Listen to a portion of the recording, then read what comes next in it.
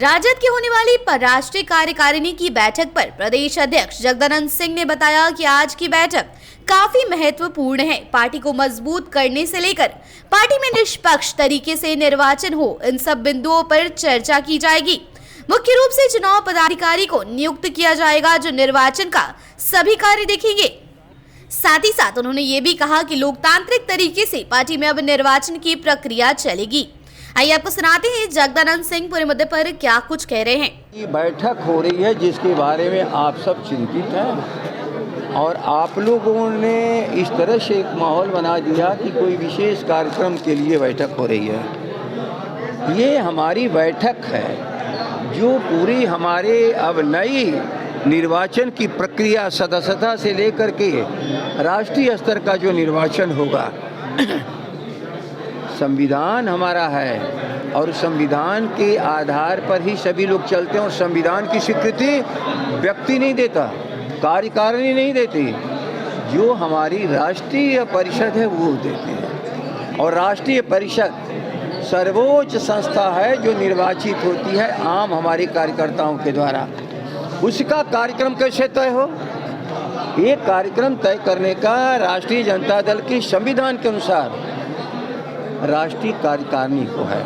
आज की बैठक का मुख्य उद्देश्य सदस्यता अभियान से लेकर के राष्ट्रीय अध्यक्ष के निर्वाचन के जो शेड्यूल्स हैं उसको तय करेगी। और आज के बाद जब हमारा चुनाव पदाधिकारी तय हो जाएगा तो ये सारी क्रिया संगठन के अंतर परिवर्तन का सारा मामला चला जाता है निरीक्षण करने का चुनाव पदाधिकारी राष्ट्रीय जो होंगे और आम कार्यकर्ताओं के हाथों में।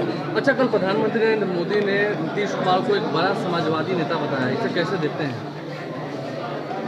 अहो रूपम हो स्वरम, हम लोग के खिस्सा है ना, एक दंगाई और एक भ्रष्टाचारी एक दूसरे को अच्छा कहेंगे, इसके सिवा और क्या कह सकते हैं। जगदाऊ आप फिर से प्रदेश अध्यक्ष बनने की इच्छा रखते हैं? मैंने तो कभी इसकी इच्छा प्रकट ही नहीं की और सचमुच ही ये जो पद है ऐसा नहीं है कि इस पद से मैं किसी छोटे पद पर रहा हूँ कि जिसे मेरा प्रमोशन हो गया हो। लेकिन दल का काम कार्य कोई छोटा नहीं होता और दलीय व्यवस्था के लिए जो व्यवस्था के संचालक तय कर दिए जाते हैं तो जो दल का सदस्य है उससे दूर नहीं भागता है।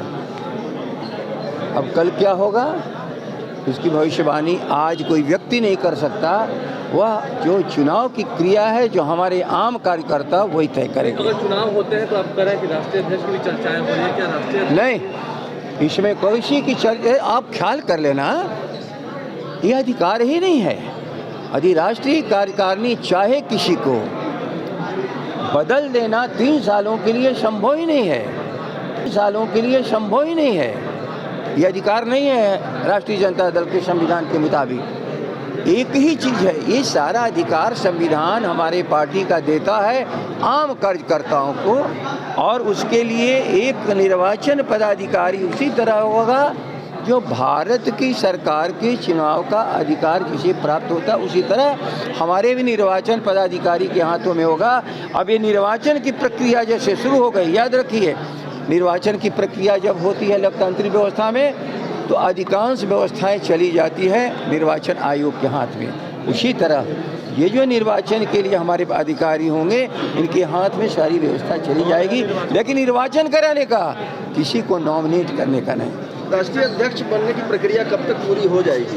करीब करीब जो हाँ तब मैं समझता हूँ वो कार्यक्रम तय होने के बाद पूरा कार्यक्रम शेड्यूल आपको मिल जाएगा, लेकिन आगामी अक्टूबर तक, इसलिए कि ये 22 और 25 का निर्वाचन है, 19 और 22 का ख़त्म हो चुका है, तो 22 के ख़त्म होने के बाद जो 22 और 25 का 3 साल का होगा वो मैंडेटरी है कि हम नए चुनाव को करा लें।